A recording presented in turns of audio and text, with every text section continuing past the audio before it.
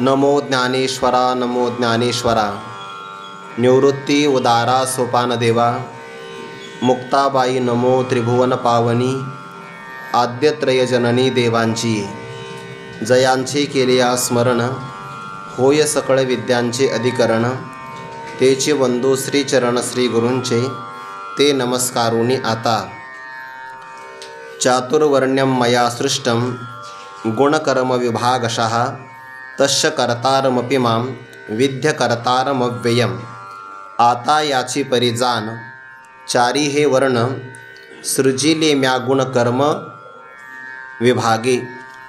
कैवल्य साम्राज्य चक्रवर्ती विश्वमौली ज्ञानोबाराय सकल ब्रह्मनिष्ठ गुरुजनांच्या परमकृपेने श्री भगवती ज्ञानेश्वरीच्या चौथ्या अध्यायाचा विचार आपण करत आहोत। ज्यांच्या अंतकरणामध्ये आसक्ती भय क्रोध निघून गेले आहे, भगवंताशी तन्मय झाले, भगवंताचा काया वाचा मनाने ज्यांनी आश्रय केला आणि ईश्वर तत्वाला जाणणं हेच ज्ञान नावाचं तप, या तपाने अत्यंत पवित्र जे झाले ते मत स्वरूपाला प्राप्त होतात असं भगवंताने कथन केलं। यावर एक शंका निर्माण होती, तपज्ञानाच्या द्वारे जे शुद्ध झाले ते भगवंताच्या स्वरूपाला प्राप्त होतात आणि ज्यांच्याकडे हे तप सामर्थ्य नाही ते भगवत स्वरूपाला प्राप्त होत नाही। याचा अर्थ परमात्मन आपल्याकडे विषमता आहे। भगवान म्हणतात नाही, विषमता माझ्याकडं नाही, मी समान आहे। पण ज्याची जशी भावना असेल, जशा प्रकारची उपासना असेल त्यानुसार मी त्याला फल देतो। ये यथा मां प्रपद्यन्ते तांस्तथैव भजाम्यहं मम वर्तमानो वर्तन्ते मनुष्या पार्थ सर्वशः। जगामध्ये भक्त चार प्रकारचे आहे। वास्तविक जगातले सगळे मानव स्वभावतः भजनशील आहे। काही साक्षात माझी भक्ती करतात, काही परंपरेनं भक्ती करतात। परंपरेनं भक्ती करतात म्हणजे अन्य देवदेवतांची उपासना करतात, पण त्या देवतांच्याद्वारे त्या सगळ्या भक्तांना फल देणारा मीच आहे, परंतु अज्ञानामुळे त्यांना ते कळत नाही। स्वभावतः पाहिलं तर देखे मनुष्य जात सकळ, हे स्वभावतः भजनशील झाले असे केवळ माझ्या ठाई, माझ्याची ठाई, माझीच भक्ती करतात हे सगळे। पण त्यांचा ज्ञान जर प्रतिबंध असेल तर काही साक्षात माझा अंगीकार करतात, काही मात्र करत नाही। आणि मग ज्या व्यक्तीचा संकोचित भाव असतो किंवा ज्याची बुद्धी भेदाला प्राप्त होते ते अखंड एकरस असणाऱ्या तत्वाच्या ठिकाणी विभागाची कल्पना करतात, म्हणजे व्यापकाला संकोचित करायचं, अभेद स्वरूपाला भेदामध्ये आणायचं, एक असताना द्वैताची कल्पना करायचं। असा हा त्यांचा अज्ञानाचा कल्पित भाग असल्यामुळे वास्तविक मी सर्वत्र आहे, सदा नेहमी सर्व कालात आहे आणि सम म्हणजे सर्वांच्या हृदयात विराजमान आहे। तोमे पससी कैसा सर्वभूती सदा सरिसा, जेत आप परायसा भाग नाही। तो मी कसा आहे, सर्व भूतांच्या हृदयामध्ये समान आहे, समान। विद्या विनय संपन्ने ब्राह्मणे गवी हस्तिनी शुनी चैव शोपाके च पंडिताः समदर्शिनाः। हे सर्वजण पाहत नाही, जे पाहतात ते मात्र ज्ञानी आहे। या तीन पदातून ज्ञानोबारायांनी तीन प्रकारच्या परिच्छेदाचं निराकरण केलं आहे। सर्वत्र म्हणत असताना परमात्मा सर्व देशात आहे, म्हणजे देश परिच्छेद नाही लागत। सदा आहे म्हणजे सर्व कालात आहे, कालाचा परिच्छेद लागत नाही। आणि सम आहे म्हणजे सर्व वस्तूमध्ये विराजमान असल्यामुळे परमात्म्याला वस्तू परिच्छेद लागत नाही। एखाद्या ब्रह्म सर्वगत सदा सम, जेत आणू नाही विषम, ऐसे जाणती ते अतिदुर्गम। त्यांची भेटी झाल्या भाग्य परम, ऐसे कैसे याने भेटते ते साधू। हा विचारलेला प्रश्न आहे नाथ महाराजांनी आणि जगद्गुरु तुकोबारांनी उत्तर दिलं, ऐसे ऐसे याने भेटते ते साधू। असे दोन अभंग आहे, दोन्ही पण पाठ केले पाहिजे। पहिला अभंग हा पूर्व पक्षातला आहे आणि दुसरा अभंग उत्तर देणारा। ही साधना केली की या पद्धतीनं साधूचं दर्शन होतं। ब्रह्म सर्वगत आहे, सदा आणि सम आहे। तेच ज्ञानोबाराय म्हणतात इथं, सर्वत्र सदा सम असं व्यापक तत्व, पण त्याच्या ठिकाणी अज्ञानी पुरुष विभाग अधमोत्तम, हा अधम आहे, हा कनिष्ठ आहे, असा विभाग करतात. बरं, हा विभाग मानवातच केला जातो असं नाही बरं, हा देवतांमध्ये सुद्धा केला जातो. व्यवहारामध्ये जर आपण पाहिलं तर सगळे प्राणी मात्र समान आहे. यांची नामेही अनाने, अनारिषे वर्तने, वेशही शिनाने आघवे यांचे, हा बाह्य प्रकार आहे.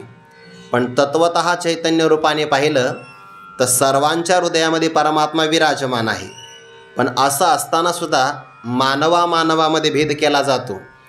मानवात भेद केला जाईल यात नवल काय, तांदळात भेद केला जातो. सगळीकडे विभाग आहे ना. धान्य नावाचा विचार केला तर धान्य एकच आहे, पण त्यामध्ये आपण मतीच्या भेदाने मात्र विभाग करतो की नाही. मग हा इंद्रायणी तांदूळ, हा कोलम, हा बासमती, हा एवढेच मला ही माहिती, जास्तही नाही. हे विभाग केले जातात की नाही. वास्तविक धान्य एक आहे, पण मतीला वश होऊन जसे विभाग केले जातात मानवामध्ये, तसे देवतांच्या उपासनेमध्ये केले जातात. याचं तात्पर्य असं आहे, उपासना करू नये असा अर्थ नाही आहे, पण उपासनेमध्ये जर भेददृष्टी असेल तर ती उपासना उत्तम फल प्रदान करत नाही, असा यातला तात्पर्य अर्थ आहे. नाहीतर मग मनोनी अभेदी भेद देखते, या अनामया नामे ठेविती, देवी देव म्हणती अचर्चाते. दुसरा पाठ आहे अज अचर्चाते आणि तिसरा पाठ आहे अनर्चाते. असे 2-3 पाठ भेद आहे बरं इथं. पाठभेद म्हणजे प्रत्येक ज्ञानेश्वरीमध्ये या ओवीतले वेगवेगळे शब्द असू शकतात, पण ज्याची चर्चा केली जाते त्याला म्हणतात चर्च. चर्चा केली जात नाही त्याच्या संबंधाने त्याला म्हणतात अचर्च. दुसरा एक शब्द आहे अर्चना, म्हणजे पूजा करणं. आणि ज्याची पूजा होऊ शकत नाही, का सयाने पूजा करू केश राजा, हाची संधे माझा फेडी आता, त्याला अनर्च म्हणतात. अनअर्च म्हणजे अर्च अर्चना नाही केली जात ना, अनर्च. पुन्हा अचर्च असे शब्द त्याच्यामध्ये येतात. काल आपण पाहिला तो थोडासा भाग. मग आता हे सगळे प्राणी मात्र उत्तम फल देणारा मी असतानासुद्धा माझी उपासना का करत नाही, त्याचं कारण त्यांच्या मनामध्ये कर्मसिद्धीची अपेक्षा आहे. आपण कर्म केलं की त्या कर्माचं आपल्याला फल मिळावं, आणि भगवंताकडे फळाला थोडासा वेळ लागतो. कारण जोपर्यंत अंतःकरण शुद्धी होत नाही तोपर्यंत ब्रह्मज्ञान मिळत नाही. ब्रह्मज्ञान प्राप्त होत नाही त्याशिवाय मोक्ष मिळत नाही. यामध्ये थोडासा विलंब लागतो. याचा अर्थ असा होतो, ज्ञानापासून प्राप्त होणारं फल हे थोडंसं उशिरा मिळतं, पण उशिरा जरी मिळालं तरी ते अविनाशी फळ असतं. पैगा अनेकही एक याचे, जे हाता आली तरी न वचे, आणि अनुभविता काही नवेचे वरिविटे हे ना. बहुनाम जन्मना म्हणते ज्ञानवान मां प्रपद्यते, वासुदेव सर्वमिती समहात्मा सुदुर्लभा. हे फळ उशिरा मिळतं, पण कर्मापासून प्राप्त होणारं फल लवकरात लवकर मिळतं. क्षिप्रम ही मानुषे लोके सिद्धिर्भवती कर्मजा. आणि त्या कर्मापासून फल लवकर मिळावं याकरिता ही भगवंताची म्हणजे ईश्वराची उपासना न करता, विचारसागरामध्ये त्याला म्हणतात ईश्वराची उपासना म्हणजे कारण ब्रह्माची उपासना, ती न करता ते कार्य ब्रह्माची उपासना करतात. इतर असणाऱ्या देवदेवतांची उपासना करतात. कांक्षतः कर्मणां सिद्धिं यजन्तैः देवताः. आणि त्या उपासनेचं त्यांना ते फल प्राप्त होतं. आता या उपासनेमध्ये भेद पडण्याचं आणखीन एक कारण आहे. कोणतं कारण? मुळामध्ये मानवातच 4 प्रकार आहे. मानवामध्ये 4 प्रकार ते समाज व्यवस्थेचे आहे बरं. आणि जर शास्त्रानुसार पाहिले तरी मानवाचे 4च प्रकार होतात. वृत्ती संबंधाने पामर, विषयी, जिज्ञासू आणि मुक्त, हे शास्त्रात आलेले 4 प्रकार आहे. वर्ण आणि आश्रमानुसार पुन्हा 4 प्रकार, ब्राह्मण, क्षत्रिय, वैश्य आणि शूद्र वर्णानुसार. त्यातही एका वर्णात पुन्हा 4 प्रकार. आश्रमानुसार ब्रह्मचर्य, गृहस्थ, वानप्रस्थ आणि संन्यास, हे असे सगळे प्रकार आहेत. यामध्ये हे कर्मानुसार, गुणानुसार, सामाजिक व्यवस्थेनुसार हे सगळे प्रकार तयार झाले. आणि मग गुणकर्मानुसार जर एकाच मनुष्यामध्ये 4 प्रकार होत असेल आता व्यवहारात एका व्यक्तीच्या ठिकाणी सुद्धा हे 4 प्रकार दिसतात आपल्याला. एखादा व्यक्ती जर सकाळी पूजा करत असेल तर तो ब्राह्मण आहे, देशाचं रक्षण करत असेल तर तो क्षत्रिय आहे, शेतीचा व्यापार करत असेल तर तो वैश्य आहे, आणि सेवापरायण जीवन जगत असेल तर तो शूद्र वर्गात आहे. म्हणजे एक व्यक्ती एका दिवसामध्ये सुद्धा या 4 वर्णात जाऊ शकतो. किंवा तो जर एखादा अभंग पाठ करत असेल तर ब्रह्मचर्य आश्रमात आहे, ब्रह्मचर्य धर्म घो कावी अक्षरे. आपल्या मुलाबाळांचं संगोपन करत असेल तर गृहस्थ जीवन आहे. वनामध्ये जाऊन महावने लावावी नानाविधे तर वानप्रस्थ आहे. आणि सगळ्याचा त्याग करत असेल तर तो संन्यासी आहे. म्हणजे एका दिवसामध्ये एका जीवनातसुद्धा हे 4 प्रकार तो अनुभवू शकतो. त्याला जर निषिद्ध भोग आवडत असेल तर पामर आहे, स्वर्गातला भोग जर त्याला वाटत असेल चांगला तर तो विषयी आहे, त्याग करत असेल तर तो मुमुक्षु आहे, आणि अज्ञान कार्य आणि अज्ञान यांच्या बंधनातून जर मोकळा असेल तर तो मुक्त आहे. हे सगळे प्रकार घडू शकता. मुळामध्ये वर्णच 4 प्रकारचे आहे. त्यामुळे गुण आणि कर्माचा जर भेद असेल तर त्यानुसार उपासनेमध्ये सुद्धा भेद पडू शकतो. हेच कारण परमात्मा 13व्या श्लोकामध्ये सांगतात. चातुर्वर्ण्यं मया सृष्टं गुणकर्म विभागशः तस्य कर्तारम् अपि मां विद्धि अकर्तारम् अव्ययम्.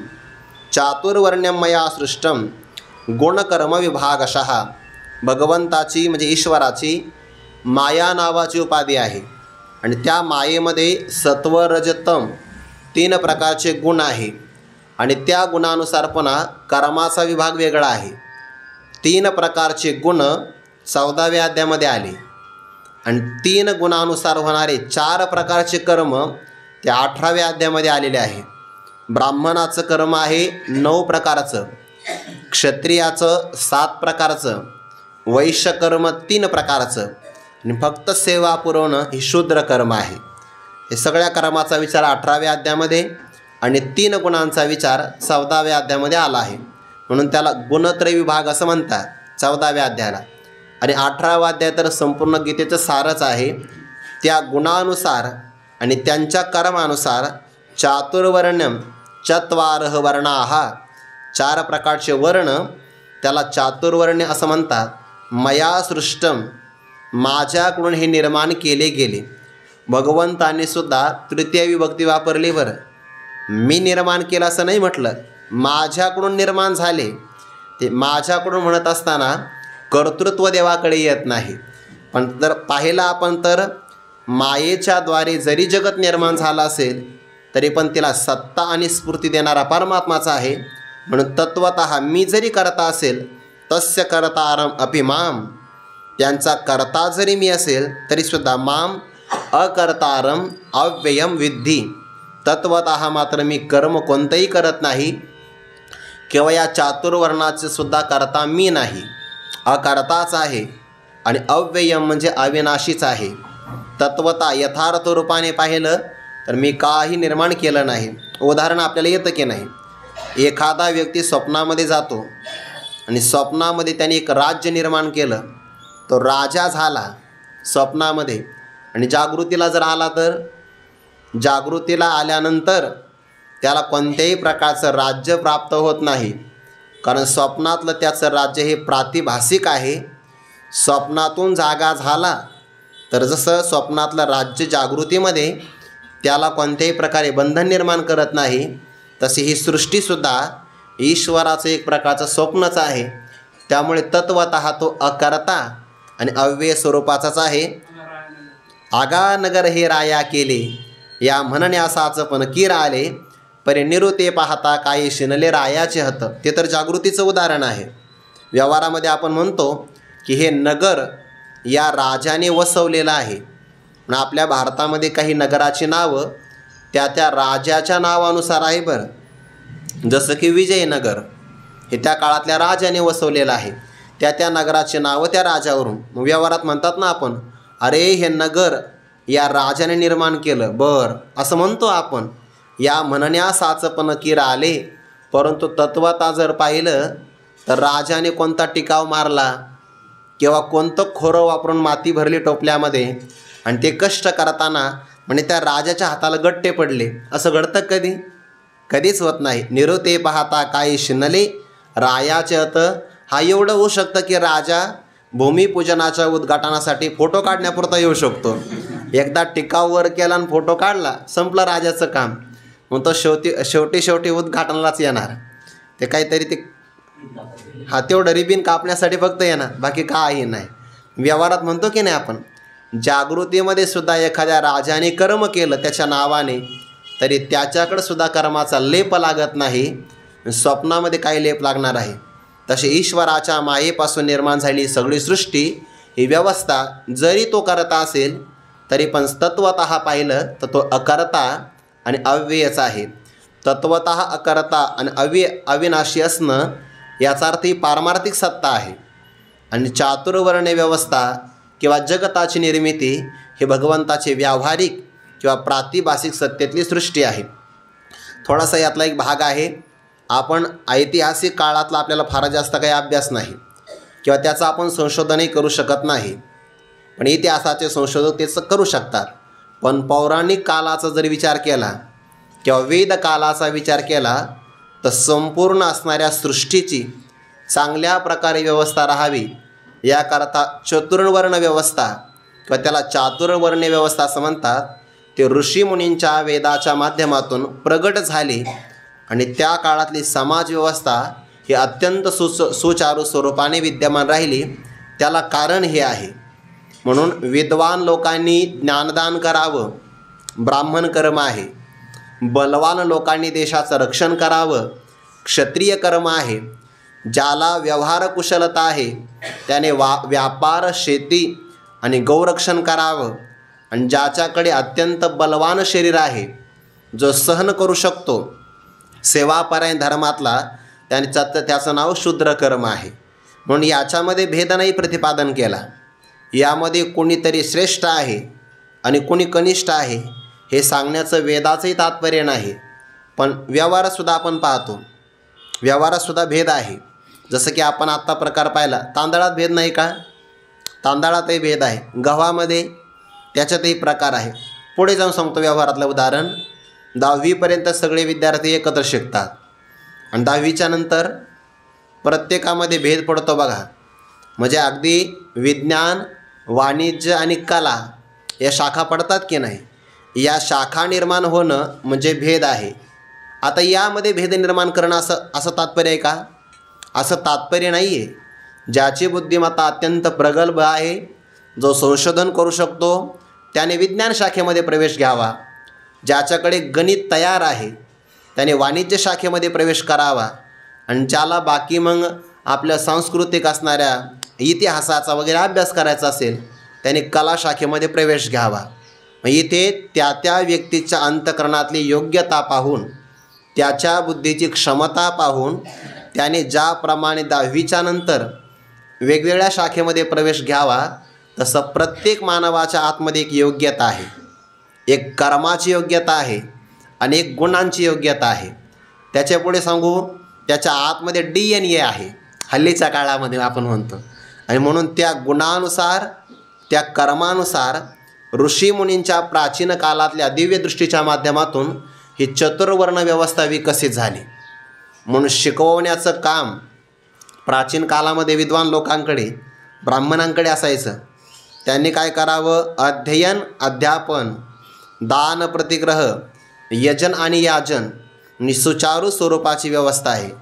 बलसंपन्न असणाऱ्या क्षत्रियांनी देशाचं रक्षण करावं ही व्यवस्था आहे. आणि शास्त्रामध्ये असा विचार आला की ब्राह्मण हे देवाचं मुख आहे आणि क्षुद्र हे विराट स्वरूपाचे चरण आहेत. काही लोक म्हणतात यातून श्रेष्ठ कनिष्ठ भाव सांगितला. अजिबात नाही. मुख हे श्रेष्ठ आहे, बरोबर. पण जेव्हा नमस्कार आपण करतो तेव्हा कुठं करतो? चरणावरच करतो की नाही? पण चरणावर जेव्हा नमस्कार केला जातो तेव्हा जर चरण ही शूद्राच्या ठिकाणी असेल आणि मस्तक ब्राह्मणाच्या ठिकाणी असेल तर संस्कृतीमध्ये प्रत्येक व्यक्ती श्रेष्ठच आहे.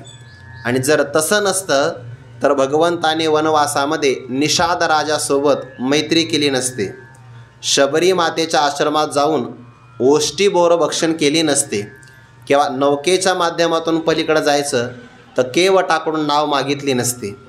कारण प्रभू क्षत्रिय आहे, श्रेष्ठ आहे. श्रेष्ठ आणि कनिष्ठ भाव कर्मावर पण अवलंबून नाही, गुणावर पण अवलंबून नाही, वृत्तीवर अवलंबून आहे. एखादा व्यक्ती उच्च वर्णात असेल आणि वृत्ती कनिष्ठ असेल तर तो कनिष्ठ आहे. आणि एखादा व्यक्ती शूद्र वंशामध्ये जन्माला आला पण जर त्याची वृत्ती परमशुद्ध असेल तर त्या अर्थाने तो शुद्धच आहे. यातायाती धर्म नाही विष्णुदासा निर्णय हा ऐसा वेदशास्त्री. याचा विस्तार का केला? कारण चातुर्वर्ण व्यवस्थेवर बरेच लोक सध्याला दोष ठेवतात, पण त्या पाठीमागची व्यवस्था, त्यामागची दृष्टी, त्यातला उदारमतवाद हा कोणाच्याही लक्षात येत नाही. कारण ते पाहण्याकरता खूप सूक्ष्मता असावी लागते, त्याची प्रागल्भ्यता असावी लागते, ती कळावी लागते. ते न कळाल्यामुळे असा भाव निर्माण होऊ शकतो. शौर्यम तेजो धृतिर्दाक्षम क्षत्रियाचं कर्म आहे. शमस्तपशौचम शमोदमस्तपशौचम क्षांतिरार्जवमेवच हे ब्राह्मणाचं कर्म आहे. कृषी गौरक्ष वाणिज्यम वैश्यकर्म आणि परिचर्या करणं हे शूद्राचं कर्म आहे. असा गुण आणि कर्मानुसार विभाग देवाने प्रतिपादन केला. त्यातही पुन्हा असं आहे, सत्वगुण प्रधान असेल तर ब्राह्मण 9 प्रकारची कर्म, ज्याच्यामध्ये सत्वगुण गौण आहे, रजोगुणाचं प्राधान्य आहे तर ते क्षत्रियाचं 7 प्रकारचं कर्म त्याने करावं.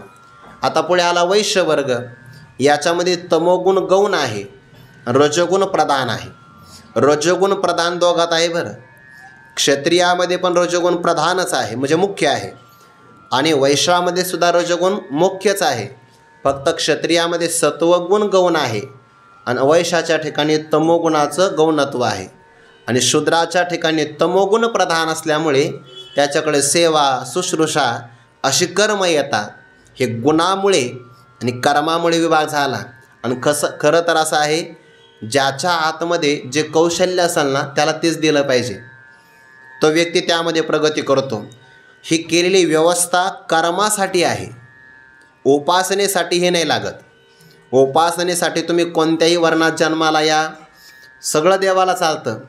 म्हणून भगवान म्हणतात, भलती या जाती जन्मावे मग भजीचे का विरोध हावे, परिभक्त का वैर्या व्हावे माझी याची. हे चतुर्वर्ण व्यवस्था कर्मासाठी सांगितली आहे. हा जन्मना जायते शूद्र हा संस्कारात द्विज उच्यते. जन्माने सगळे शूद्रच आहे, पण संस्कार झाला की द्विजत्व प्राप्त होतं.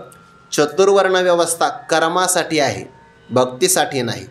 भक्तीच्या बाबतीमध्ये नास्ति तेषु जाती विद्या रूप कुलधन क्रियादी भेद हा. भक्तीसाठी नाही, ज्ञानासाठी सुद्धा नाही. कारण जर ज्ञानाचा जरी आपण विचार पाहिला तर तत्कालीन आपल्या व्यवस्थेमध्ये, भारतीय संस्कृतीमध्ये स्त्रियांनासुद्धा पराकोटीचं ज्ञान होतं. कधीतरी आपण प्रसंग पाहिला असेल, फक्त संदर्भ सांगून पुढं जातो. याज्ञवल्क्यांनी जेव्हा सभा जिंकली तेव्हा गार्गी तिथं विद्यमान होत्या, म्हणजे त्या काळामध्ये स्त्रियांना हे ज्ञान. आताचं उदाहरण, ज्ञानोबारे रुष्ट झाले आणि आपल्या झोपडीमध्ये दरवाजा लावून बसले. ताटी उघडा ज्ञानेश्वरा हे कोणाचे अभंग आहे? मुक्ताबाईंचे आहे, जनाबाईंचे, सखोबाई, या सगळ्या स्त्रियाच आहेत की नाही, पण सगळ्या ब्रह्मज्ञानी आहे. सगळ्या जवळचं उदाहरण पाठीमागं आपण पाहिलं होतं एकदा, की जेव्हा शुकाचार्य विवस्त्र अवस्थेमध्ये निघून चालले घरातून, कोणत्याही प्रकारचं संग्रहच नाही, सरोवरामध्ये स्नान करणाऱ्या स्त्रियांना काहीच वाटलं नाही. आणि जेव्हा व्यास महर्षी त्या सरोवराजवळून चालले तेव्हा त्या स्त्रियांना संकोच वाटला. व्यासांनी विचार केला मनाशी, माझा मुलगा तरुण आहे, मी वृद्ध आहे, तरी यांना संकोच वाटला. बरं, तो तर लज्जा रक्षणापुरते कपडे परिधान करून निघाला आहे, तरीसुद्धा यांना काही संकोच नाही वाटला. मग स्त्रियांना विचारलं की तुमच्या मनामध्ये हा भाव का आला? त्या स्त्रियांनी उत्तर दिला, ज्या स्त्रिया कपडे धुण्याकरता आल्या होत्या. जुन्या काळात वॉशिंग वगैरे ते घरी नव्हते ना, सरोवरावरच जावं लागायचं कपडे धुवायला, भांडे घासायला सुद्धा सरोवरावरच. आता व्यवस्था आली, जेवढ्या व्यवस्था आल्या तेवढं माणसाचं काम कमी झालं पण रोग वाढले. जुन्या काळामध्ये त्या स्त्रियांकडे ते जाता असायचं ना, धान्य टाकायचं आणि त्यातून पीठ निर्माण करायचं, त्यामुळे पोटाचा प्रचंड व्यायाम व्हायचा.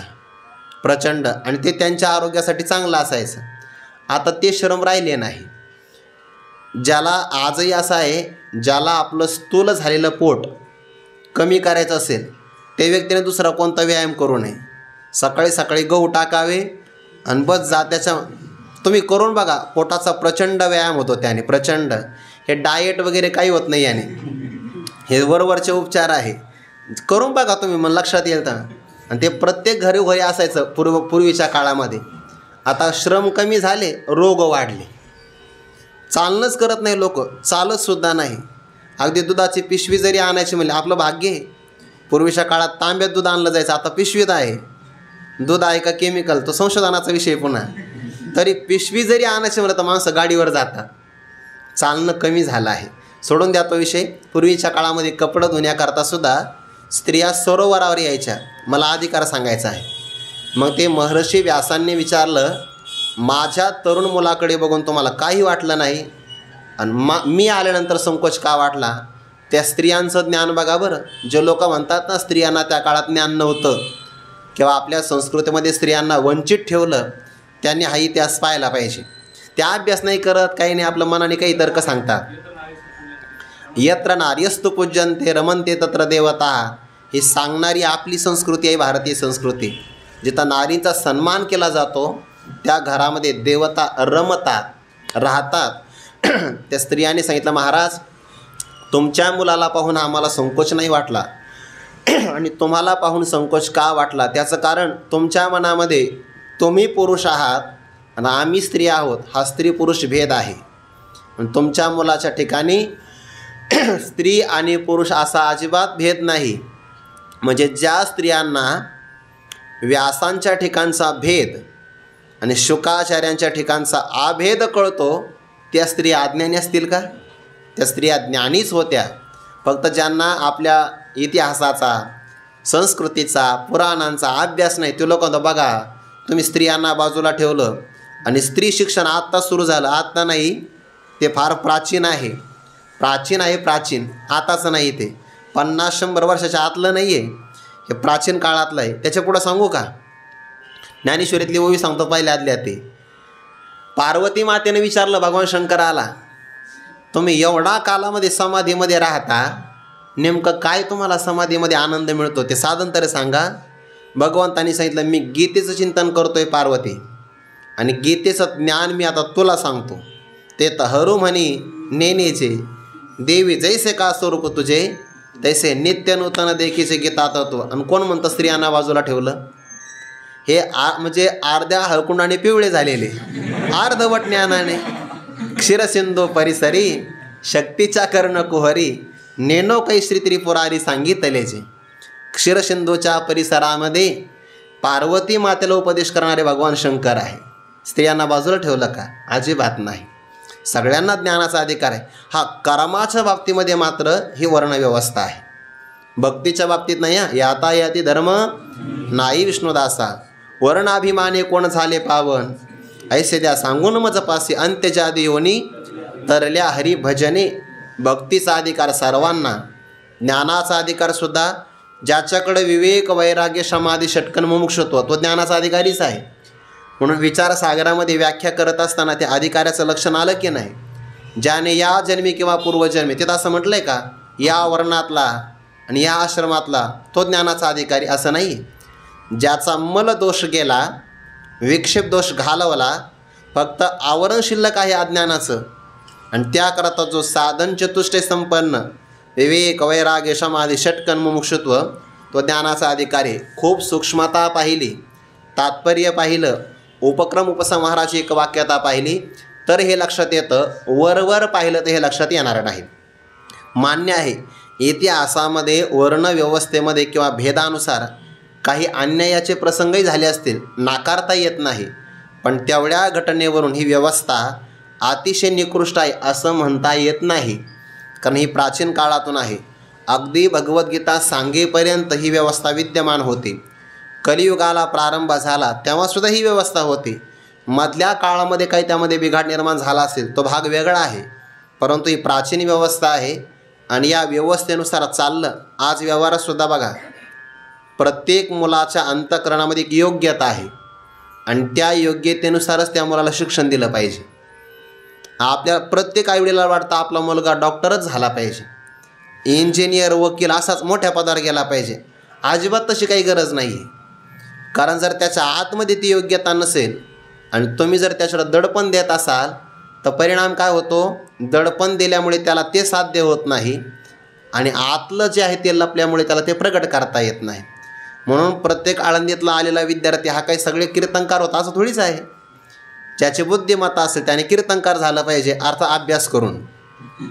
हेही पुन्हा महत्त्वाचं आहे. 6 महिन्यात अभंग पाठ करायचा आणि बसवायचा असं नाही आहे. संस्थेमध्ये काही कालावधी गेला पाहिजे, एखादा ग्रंथ पाठ केला पाहिजे आणि त्यानंतर मग कीर्तनाचा अधिकार आहे. बुद्धिमत्ता लागते. एखाद्याचा कंठ तयार असेल, गायनात तयार होईल. एखाद्याचा हात तयार असतो, तो वाजवण्यामध्ये तयार होईल. ह्या 3 गोष्टीमध्ये काही काही तयार होतात आणि काही एवढे बुद्धिमान असतात ह्या तिघांचं नियोजन ते करतात. असंही होऊ शकतं की नाही. हां, म्हणजे अयोग्यता आहे ती. हे काय सोपं आहे का? निवेदन नाही, नियोजन. हे काही सोपं आहे का? प्रत्येकातली योग्यता आहे, त्या योग्यतेनुसार ते केलं पाहिजे. शिक्षणाच्या बाबतीत सुद्धा हेच आहे. प्रत्येक विद्यार्थ्यावर दडपण नाही, त्याची अंतःकरणातली योग्यता ते पाहिलं पाहिजे. एखादा चर्मकार असतो, तो चांगला जोडा तयार करतो, ही त्याची योग्यता आहे. एखादा कुंभार असतो, चांगला गट तयार करतो. सोनार आहे, अलंकार तयार करतो, ही त्याची योग्यता आहे. भलत्याने भलत्याचं काम करू नये. एखादा, स्वामी विवेकानंदांनी म्हणलं आहे प्रवचनात, एखादा प्राध्यापक वर्गामध्ये नुसती बडबड करतो आहे आणि त्यापेक्षा एखादा चर्मकार म्हणजे चांभार चांगल्या प्रकारे जोडा तयार करतो आहे, तर कर्माच्या दृष्टिकोनातून पाहिलं तर व्यर्थ बडबड करणाऱ्या प्राध्यापकापेक्षा तो चर्मकार उत्तम आहे, कारण त्याची कर्मावर निष्ठा आहे. म्हणून रोहिदास महाराज चर्मकार आहे, पण गंगा मातेला त्या कठोतीमध्ये निर्माण व्हावं लागतं. अधिकार आहे हा. म्हणून वर्णभेद सांगत असताना, आश्रमभेद सांगत असताना एक सामाजिक व्यवस्था राहावी, त्याने ते कर्म करावं, म्हणजे समाज व्यवस्था चांगली राहावी, याकरिता ते महत्त्वाचं आहे. नाहीतर एखादा जर अडाणी व्यक्ती ज्ञानदानाच्या पदावर जर बसवला तर विद्यार्थी काय ज्ञानदान ग्रहण करणार आहे? म्हणून ही योग्यता आहे त्या काळातली. क्षत्रियाने राज्य करावं कारण त्याच्याकडे ती योग्यता आहे. कोण सहन करू शकतं? दुसरं कोणी नाही सहन करू शकत. त्याला क्षत्रिय व्यक्ती असावा लागतो. धर्मवीर संभाजी महाराजांसारखी सहनशीलता क्षत्रिय बीज आहे. इतिहास काळातला विचार केला तर तेवढा प्रचंड असणारा भयानक मृत्यू भीष्माचार्यांच्या व्यतिरिक्त कोणाच्या वाट्याला नाही आलेला. म्हणून हे क्षत्रियाचं ठिकाणचं बल आहे, हे कोणाच्याही ठिकाणी नाही. म्हणून ती योग्यता आहे. त्या पाठीमागचा भाव लक्षात आला तर कळेल. पण हल्लीच्या काळामध्ये लोकांचा आहार बदलला, त्यामुळे बुद्धी एवढी सूक्ष्म नाही आहे आणि वक्त्याच्या शब्दाच्या पाठीमागचा अभिप्राय ग्रहण नाही करू शकत. म्हणून पूर्वग्रह दूषित भावनेने याच्याकडं पाहिलं तर काही हातात लागणार नाही. यातला अभिप्राय लक्षात आला पाहिजे. आता हे प्रवचन बरंच झालं याच्यावर. आता ओव्या बघू. चातुर्वर्ण्यं मया सृष्टं गुणकर्म विभागशः तस्य कर्तारमपि मां विद्य कर्तारमव्ययम्. आता याची परी जाण 4 हे वर्ण सृजिले म्या गुणकर्म विभागे. सत्व, रज आणि तम हे गुण आहे आणि कर्म विभाग कोणता सांगितला? 18व्या अध्यायामध्ये शमो दमस्तप शौचम हा कर्माचा ब्राह्मण विभाग. शौर्यम तेजो धृतिर दाक्षम हा कर्म क्षत्रियाचा. कृषी गौरक्ष वाणिज्यम वैश्य कर्म आणि परिचर्यात्मकम कर्म शूद्रस्यापि स्वभावजम हे कर्म कोणाचं आहे? शूद्राचं कर्म. यातही त्या शूद्र शब्दामध्ये शहा मृगाचा श आहे बरं. हल्लीच्या काळातल्या काही लोकांनी तो श काढला आणि क्षत्रियाचा लावला ना. अर्थ काय का? क्षुद्र. क्षुद्र म्हणजे अत्यंत हलका. तसा अर्थच नाही त्याचा. त्याचा अर्थ तसा नाही. नुसतं एक अक्षर जरी बदललं तर अर्थाचा अनर्थ होऊ शकतो. सेवा करणारा वर्ग त्याला शूद्र म्हणतात. इतिहास करणे अर्थ काय केला? क्षुद्र. म्हणजे क्षत्रियाचा क्ष टाकून त्यांनी त्याचं मन किती हलकं हे त्याच्यातून दाखवलं. विचार नाही करू शकत ना ते. असा अर्थ नाही. आता हल्लीच्या काळामध्ये सगळे लोक काय म्हणतात? नोकरी पाहिजे म्हणतात की नाही? नोकरी म्हणजे सर्व्हिस पाहिजे, आणि सर्व्हिसला शब्द काय मराठीमध्ये? सेवा. मग सेवा पुरवणारा वर्ग जो आहे तो कोण झाला? शूद्रच झाला आहे, कारण तो सेवा करतो आहे. आपण जेवायला गेलो, पत्रावळ्या आपण उचलल्या, आपण कोण झालो? शूद्रच आहे ना त्या काळामध्ये. देवपूजा करत असेल तर ब्राह्मण आहे, देशाचं रक्षण करता क्षत्रिय आहे, शेती करत असाल वैश्य आहे, सेवा करत असेल तर शूद्र. यामध्ये अडचण काय आहे? श्रेष्ठ कनिष्ठ भाव यामध्ये नाही आहे. भगवान म्हणतात मी हे निर्माण केले, पण कशामुळे? सत्वप्रधान ब्राह्मण, सत्वगुण रजगुण, सत्वगौण रजप्रधान क्षत्रिय, तमोगुण गौण रजप्रधान वैश्य, आणि तमोगुणाचं प्राधान्य शूद्र, असा त्याचा अर्थ आहे. गुण आणि कर्माच्या विभागानुसार याची परी याच प्रकाराने हे चारही वर्ण म्या सृजिले, हे सगळे निर्माण मी केले आहे. मग एका देवाने जर 4 जण निर्माण केले तर सगळ्याचं कारण कोण झाला? देव. हे सगळे कार्य झाले. मग कार्यामध्ये भेद मानण्याचं काय कारण आहे? जर सगळे घट मातीपासून निर्माण झाले तर गटागटामध्ये फरक असू शकतो, पण सगळ्यांचं कारण मातीच आहे. अलंकार भिन्न भिन्न असू शकतात, सोनं एकच आहे ना, त्याचं कारण एक आहे. जसं घटाधिकांचं कारण मृत्तिका, अलंकाराचं कारण सुवर्ण आहे, तसं प्राणी मात्रांच्या किंवा मनुष्य मात्रांच्या सर्वांचं कारण निर्माण करणारा कर्ता परमात्मा आहे. जरी सोने लेणे होणे घडे, तरी तयाचे सोने पडण मोडे, अलंकार हे वरची लेकडे लेत याचेने भावे. हे वरचे भाव आहे. आणखीन त्यातला एक भाग आहे, जो या जन्मात ब्राह्मण आहे तो आगामी जन्मात ब्राह्मणच होईल सांगता येत नाही. ते कर्मानुसार गुणानुसार आहे. ज्याने गुणाचा विकास या जीवनामध्ये केला आणि कर्म उत्कृष्ट केलं तो क्रमाक्रमाने पुन्हा वरच्या वर्णाला जाऊ शकतो. आणि जो उत्तम यातीमध्ये जन्माला आला आणि कर्म कनिष्ठ करत असेल आणि जर तमोगुणामध्ये जाऊन झोपाच काढत असेल तर त्याचा पुन्हा जन्म बदलू शकतो. म्हणून असा काही नियम नाही कर्मामध्ये की मला या जन्मामध्ये जी जाती मिळाली ती आगामी जन्मात तीच मिळेल असं नाही आहे. बदलही होऊ शकतो. गुणकर्म विभागे सृजिले म्या गुणकर्म विभागे. कसा विभाग केला? जे प्रकृतीचे आधारे गुणांचे व्यभिचारे कर्मे तदनुसारे विवंचिली. जे प्रकृतीचे आधारे. आता या प्रकृती शब्दाचे अर्थ 2-3 होता. मायाम तु प्रकृतीम विद्यान, मायिनम तु महेश्वरम. मायेलाही प्रकृती असं म्हणतात किंवा मनुष्याच्या स्वभावालाही प्रकृती म्हणतात. सदृशम चेष्टते स्वस्याह प्रकृतिर्ज्ञानवानपी. गत जन्मामध्ये आपण जे कर्म केले त्या कर्माचा संस्कार अंतःकरणात राहिला आणि तो संस्कार या जीवनामध्ये आला की त्या संस्काराला म्हणतात प्रकृती. त्या प्रकृतीला कर्मही कारण आहे आपलं आणि आपली गुणही कारण आहे.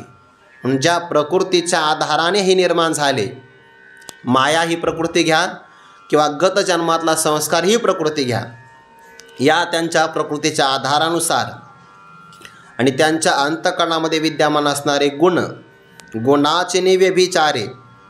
व्यभिचार म्हणजे भेद किंवा गुणाचे व्यभिचारे म्हणजे गुणांचा असणारा मिश्रितपणा. आता ब्राह्मणामध्ये सत्वगुण मुख्य आहे, पण क्षत्रिय आणि वैश्यात विचार केला तर गुणांचं मिश्रण आहे. सत्वगुण गौण आहे, रजगुण प्रधान क्षत्रिय झाला. तमोगुण थोडासा आहे, रजोगुण जास्त आहे वैश्य झाला. यांच्यामध्ये गुण कमी जास्त होऊ शकतात. आणि असं काही नाही की सगळे माणसं कायमचे सत्वगुणात राहतील. एखादा व्यक्ती जेव्हा ज्ञान संपादन करतो तेव्हा तो सत्वगुणात असतो. कर्म करू लागला की रजोगुणात येतो आणि झोपला की झोपण्यासाठी तमोगुण आवश्यक पण आहे. तो जर नसेल तर प्राप्ती मात्र होणार नाही. म्हणून जे गुणा प्रकृतीचे आधारे गुणाचे व्यभिचारे कर्मे तदनुसारे विवंचेली. त्यांच्या प्रकृतीच्या आधारानुसार गुणाच्या व्यभिचारानुसार कर्मे बहुवचन आहे. तद अनुसारे बरं, ज्याचा जो गुण ज्याची जी प्रकृती तद अनुसार जशी योग्य असेल तशा प्रकारे कर्मे विवंचिली त्या कर्माचा विभाग सांगितला किंवा कर्म ठरवली गेली. ब्राह्मणाने 9 प्रकारचं कर्म करावं, क्षत्रियाने 7 प्रकारचं, वैश्याने 3 प्रकारचं आणि शूद्राने 1च प्रकारचं. असं कर्मानुसार ती गुणानुसार स्वभावानुसार कर्माचं विवंचन केलं. एथ एकची हे धनुष्य पाणी परी जहाले गाच हो वर्णी, ऐसी गुणकर्म कडसनी केली सहजे. मनोनी ऐके पार्था हे वर्णभेद संस्था, मी करता नवे सर्वथा याची लागी. एथ एकची हे मनुष्याच्या रूपाने पाहिलं तर हे अर्जुना हे सगळे एकच आहे. कारण 84 लाख देहामध्ये मानवाचं शरीर एक आहे, एकच शरीर आहे. धनुष्य ज्याने हातात धारण केला, पाणी म्हणजे पिण्याचं पाणी नाही हां, पाणी म्हणजे हात, ज्याच्या हातामध्ये धनुष्य आहे हे अर्जुना एकच मानव आहे. जाहले गाच हुवर्णी, पण त्यांच्यामध्ये 4 वर्ण निर्माण झाले. ऐसी अशा प्रकारे गुणकर्म कडसनी केली सहजे. सहज कोणत्याही प्रकारचे श्रवण न करता भगवंताच्या संकल्पातून हे निर्माण होतं की नाही, संकल्पातून निर्माण झालं म्हणून त्याला सहजे म्हणतात. देवाला हे करण्यासाठी काही कष्ट करावे लागले नाही. कुंभाराला जर घट निर्माण करायचं असेल तर त्याला गाढव घ्यावं लागतं, मातीचं संशोधन करावं लागतं, पाण्याच्या माध्यमातून चिखल तयार करावा लागतो, चक्र फिरवावं लागतं, त्यावर गोळा टाकायचा मातीचा आणि मग त्याला आतून बाहेरून आकार द्यायचा. कुंभाराला श्रम आहे. आणि आपल्याला जर समजा स्वप्न पडलं, स्वप्नात आपल्याला काय श्रम आहे, नुसता संकल्प जरी केला तर जीवाच्या संकल्पामध्ये सगळं निर्माण होऊ शकतं. जीवाच्या संकल्पात जर एवढं सामर्थ्य आहे तर ईश्वराचा संकल्प किती मोठा असेल. म्हणून ईश्वराने सहज जरी संकल्प केला तर गुणकर्म कडसनी, कडसनी म्हणजे विचारवर, गुणाचा कर्माचा विचार विवेक याद्वारे भगवंताने सगळं निर्माण केलं आहे. एकच मानव पण 4 वर्णामध्ये प्रगट झाला. मनोनी ऐके पार्था, देवाने हे निर्माण केलं तर देव त्याला निमित्त कारण आहे. मायेच्या प्राधान्याने माया उपादान कारण आहे आणि ईश्वराचा विचार केला तर अभिन्न निमित्त पादान कारण, परब्रह्माचा विचार केला तर परब्रह्म विवर्तोपादान कारण. अशी काही कारणाची परंपरा आली आहे. पण जरी तत्वतः हे ईश्वराच्या सत्तेनं निर्माण झालं, पण गुण आणि कर्म हे प्राणीमात्राचं आहे. ज्याचा जो गुण असेल आणि ज्याचं जे कर्म असेल त्यानुसार त्याला 4 वर्णामध्ये जन्म मिळतो किंवा गुण आणि कर्मानुसार त्याला आगामी गुण आणि कर्माची प्राप्ती होते. तुम्ही असं म्हणाल मग पहिल्यांदा जेव्हा निर्माण केलं तेव्हा तर ईश्वराने निर्माण केलं नाही, मग तेव्हा तर काही मागच्या जन्मातले गुण आणि कर्म कारण नव्हते. आम्ही पहिलं म्हणतो, पहिली सृष्टी, पहिल्या सृष्टीच्या निर्मितीला मागच्या सृष्टीतला संस्कार तर कारण नव्हता, तेव्हा कसं काय देवाने निर्माण केलं. तर त्याला वेदांत शास्त्राने उत्तर दिलं आहे, हे अनादी आहे. ते शंका घेतात, जेव्हा तुम्हाला उत्तर देतात तेव्हा तुम्ही असंच म्हणता अनादी. ज्ञानीपुरुष असा काय वागतो, प्रारब्ध. जग कसं निर्माण झालं, माया. असं उत्तर दिलं आहे. वेदांत सिद्धांत आहे. वेदांतामध्ये 6 पदार्थ अनादी मानले आहे.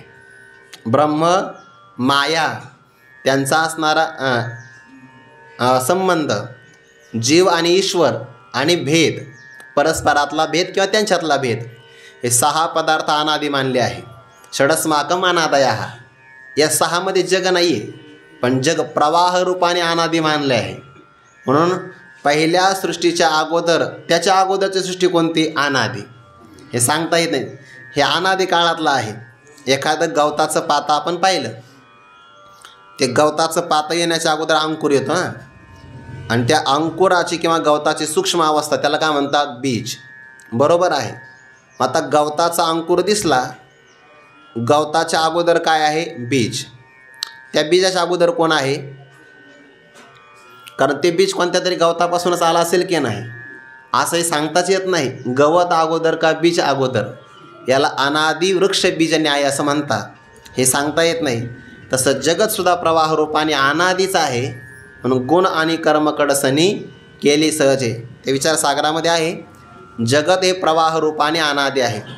पूर्वीच्याही काळामध्ये चोर व्याघ्र हे सगळे होते, शहाणे होते, वेडेही होते, आताही आहे. गुरुवारी मारुती बाबा सांगतात आता फक्त वेड्यांची संख्या वाढलेली आहे तेवढा हे प्राचीन काळातही होते, प्रवाह रूपाने हे आहे. ऐसे गुणकर्म कडसनी केली सहजे, सृष्टी अनादी आहे. गुण आणि कर्मानुसार यांची निर्मिती झाली. ईश्वर सत्तेने फक्त कारण आहे. तत्वता कोणता जन्म मिळावा याला प्राणी मात्राचं कर्म कारण आहे. म्हणून ऐके पार्था, ऐक बरं अर्जुना, हे वर्णभेद संस्था, वर्णाच्या भेदाची असणारी ही संस्था म्हणजे स्थापना. बरं, संस्था म्हणजे सम्यक स्थापना, स्थिती, त्याला म्हणतात संस्था. ही वर्णभेद संस्था चांगल्या प्रकारची मी करता नव्हे सर्वथा याची लागी. याच कारणामुळे मी सर्वथा करता नव्हे, सर्व प्रकारे मी करता नाही, थोड्या प्रकाराने मी करता आहे. कोणता? सत्ता आणि स्फूर्ती देणारा. कारण अधिष्ठानाच्या सत्तेशिवाय अध्यस्त पदार्थ भासू शकत नाही. रज्जूवर सर्प भासला, रज्जूने निर्माण नाही केला, पण ज्यार्थी भासला याचा अर्थ शास्त्रामध्ये कल्पित मिथ्या सर्पाला सुद्धा रज्जू कारण मानला जातो. तसं अधिष्ठान चैतन्याच्या सत्तेवर जगत किंवा ही व्यवस्था भासते, त्या अर्थाने परमात्मा त्याचा अधिष्ठान मानला जातो. पण सर्वथा विचार केला तर मी असंग आहे, करता नाही. का करता नाही? नमाम कर्मानि लिंपंती न मे कर्मफले स्पृहा इति माम योभिजानाति कर्मभिर्न सबध्यते. या श्लोकावर एकच उभी ज्ञानोबारायांची, पण खूप गोड आहे. नमाम कर्मानि लिंपंती न मे कर्मफले स्पृहा इति माम यह अभिजानाति कर्मभिः न सबध्यते. पदच्छेदही सोपा आहे. भगवंताने पूर्वपदामध्ये मी करता का नाही, मागच्या श्लोकामध्ये आलं ना, विद्धी अकर्तारम अव्ययम, मी अकर्ता अविनाशी आहे. तर त्याचं कारण अर्जुना कर्मानी माम न लिंपंती, कोणत्याही प्रकारचं कर्म मला लिप्त करत नाही. म्हणून भगवंताकडे कर्तृत्वाभिमान नाही. नाहीतर मी करता असं म्हटलं की कर्तृत्वाचा अभिमान येतो, पण देवाला कोणतंही कर्म लिप्त करत नाही, कर्तृत्वाचा अभिमान नाही. दुसरं कारण मला फलाची पण आसक्ती नाही. न मे कर्मफले स्पृहा, सृष्टी नावाचं कर्म निर्माण झालं, पण त्या सृष्टीपासून आपल्याला काही फळं मिळावं अशी सुद्धा स्पृहा माझ्या मनात नाही. आप्त कामस्य का स्पृहा, जो आप्त काम आहे त्याला इच्छा कुठं निर्माण होणार. म्हणून मला फळाची पण इच्छा नाही आणि कर्तृत्वाचा अभिमानसुद्धा नाही. इति अशा प्रकारे माम म्हणजे मला, यह अभिजानाती जो अशा प्रकारे जाणतो. यावर मधुसूदन सरस्वती असं म्हणतात, अशा प्रकारे जाणणं म्हणजे परमात्म्यापासून ही संपूर्ण सृष्टी निर्माण झाली तरी पण भगवंताकडे कर्तृत्व नाही, फलासक्ती नाही. तत्वतः परमात्मा अकर्ता अव्यय आहे. आणि अशा या परमात्म्याला जो आपला आत्मरूपाने पाहतो, म्हणजे तो परमात्माच मी आहे, तो परमात्मा मी आहे किंवा मीच परमात्मा आहे. पण इथं म्हटलं की परमात्मा मी आहे असं पाहायचं. म्हणजे जसं ब्रह्म मी आणि मीच ब्रह्म असं आपण चिंतन करतो की नाही. मी ब्रह्म म्हटलं की परिच्छिन्नतेची भ्रांती जाते, आणि ब्रह्म मी म्हटलं की परोक्षतेची भ्रांती निघून जाते. तसं जगताला निर्माण करणारा ईश्वर, त्याच्या ठिकाणी आसक्ती नाही, कर्तृत्वाभिमान नाही. आणि त्याच ईश्वराला जो अभिजानाती म्हणजे आपल्या आत्मरूपाने पाहतो, कर्मभिही न सबध्यते, तो सुद्धा कोणत्याही कर्माने बांधला जात नाही. कारण ईश्वर ज्या अर्थी कर्माने बांधला जात नाही, आणि तो ईश्वरच माझा आत्मा आहे, म्हणजे मी सुद्धा तत्वता अकर्ताच आहे, अविनाशीच आहे. तोही कर्मातून मुक्त होतो. यावर ज्ञानोबारे स्पष्टीकरण सांगता, हे मदची स्तव झाले परिम्यानही केले, ऐसे जेने जाणितले तो सुटला गा. सुट ही ओवी पण पाठ आहे बऱ्याच जणांच्या. हां, हे मदची स्तव झाले. अर्जुना जड माया आहे, जड माया निर्माण नाही करू शकत. त्या मायेला सत्ता आणि स्फूर्ती देणारा मी आहे.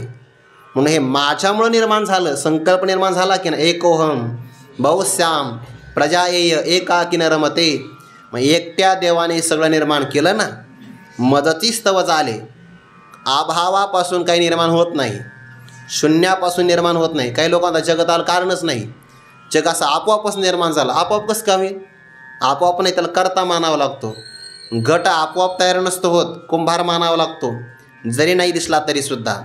मग याला कारण कोण आहे? ईश्वर, ब्रह्म कारण आहे. हे मदतीस्तव झाले परंतु अर्जुना म्या नाही केले, म्या केले नाही. तत्वतः मी मात्र काहीच केलं नाही, कारण सगळं करणारी माया आहे. माझी उपाधी सगळं करते आहे, आपण काही करत नाही. आणि ती माझ्या सत्तेवर सगळं निर्माण करतं. ऐसे जेणे जाणे तले, असं ज्याने ईश्वराचं कर्तृत्व, फलाचे आसक्ती रहित तत्व ज्याने जाणलं, असंगत्व, अकर्ता, अव्ययम स्वरूप ज्याने जाणलं, आणि ते स्वरूप माझंसुद्धा आहे असं ज्याला अपरोक्षत्वाने ज्ञान झालं, ऐसे जेणे जाणे तले तो सुटला गा. तो कर्माच्या बंधनातून मुक्त होतो. म्हणजे ज्ञानच मनुष्याला बंधनातून मुक्त करणार आहे. तो कशातून सुटला? कर्मातून, पापपुण्यातून, धर्माधर्मातून, अज्ञानातून, अज्ञानाच्या कार्यातून, किंबहुना अज्ञानातून तसा वृत्ती ज्ञानातून सुद्धा तो मुक्त झाला, तो सुटला गा. आणि असं जाणूनच प्राचीन काळातल्या मुमुक्षुनी कर्म केलं, तसं तूही कर्म करावं असा उपदेश परमात्मा पुढे करणार आहे. चिंतन आपण उद्या पाहू. कुंडलिक वरदारी विठ्ठल श्री ज्ञानदेव तुकाराम माऊली ज्ञानेश्वर महाराज की जय. जगद्गुरु तुकाराम महाराज की जय. सद्गुरु जोग महाराज की जय.